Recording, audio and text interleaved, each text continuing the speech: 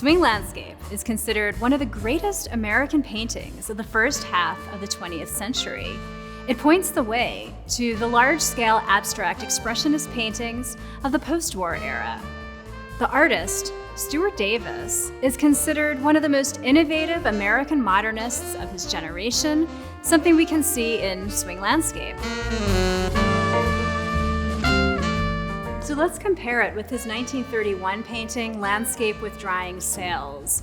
Both of these paintings take the waterfront of Gloucester, Massachusetts as their subject matter, and they have a similar compositional structure. But Swing Landscape's greater visual vibrancy and complexity represents a turning point in Davis's progression towards abstraction. However, Swing Landscape also contains much more meaning than what is immediately visible on its surface. Even the mural's allusion to swing music is multifaceted. While the rhythms and energy of swing inspired Davis aesthetically, he was also drawn to this musical genre's association with anti-segregationist ideals.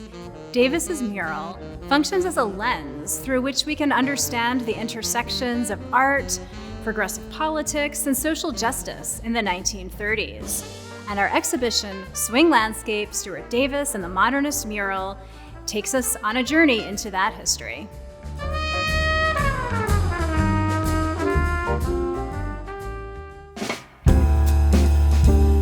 In the 1930s, when Swing Landscape was created, mural painting was undergoing a renaissance and a revitalization.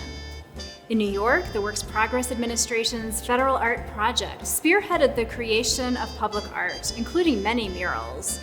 Most of these murals were figurative or traditional in style, but a small number were abstract, and these were typically created for sites with technological or medical functions.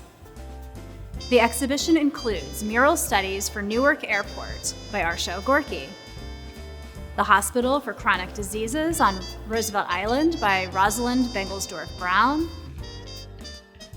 and the New York World's Fair of 1939 by Ilya Balatovsky. For Stuart Davis, abstract painting was a political statement.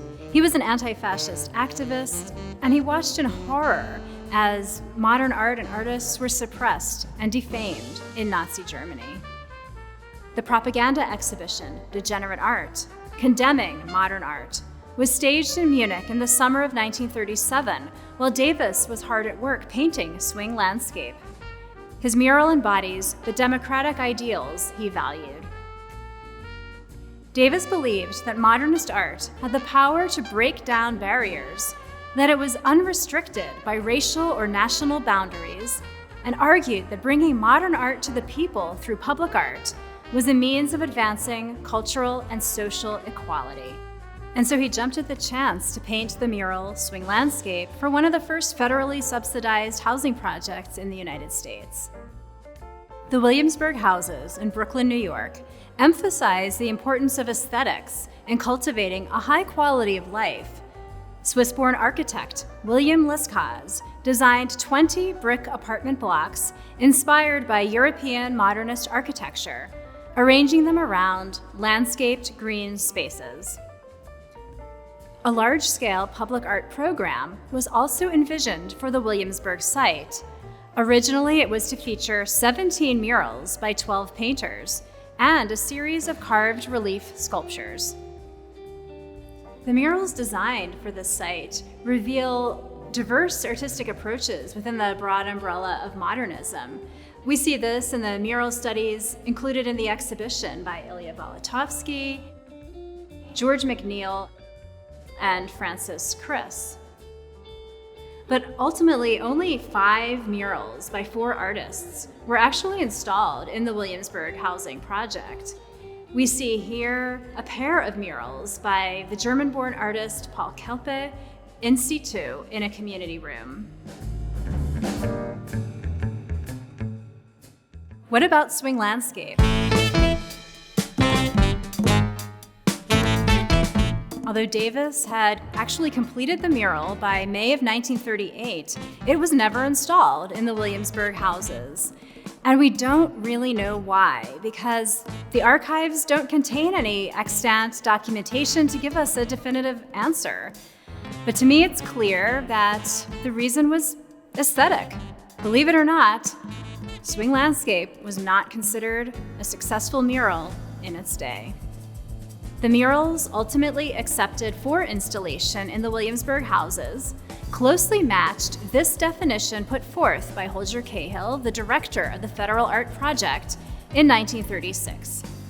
The color, the scale, and the character of the painting must have clarity, largeness, carrying power, and a rhythmic order that leads the eye easily through the whole space. Mural art is suited to large, simple forms, and its color schemes are much more severely limited than those of the easel painter. By contrast, the New York Times art critic Edward Alden Jewell assessed Swing Landscape as follows in 1938. The color shrieks as if stricken with pain that cannot be less than acute. And alluding to the mural's visually overwhelming nature, he also noted that Swing Landscape deserves a room of its own or an entire housing project. It wasn't until February 1942 that Swing Landscape first arrived at Indiana University. While not the location for which Davis envisioned his mural, it has inspired generations of art students and local audiences during the past 80 years. The Eskenazi Museum of Art is thrilled to present this exhibition. It's the first to reconstruct Swing Landscape's early history and the first to situate it in the context of abstract mural painting of the 1930s. From an aesthetic perspective alone, Swing Landscape is unquestionably one of the greatest American paintings produced before 1950. But its importance lies also in its intersection with progressive politics. Davis painted Swing Landscape at a time when democracy was under threat and social and economic inequalities divided the country. He saw art as a means for creating a better society, and this message remains relevant today.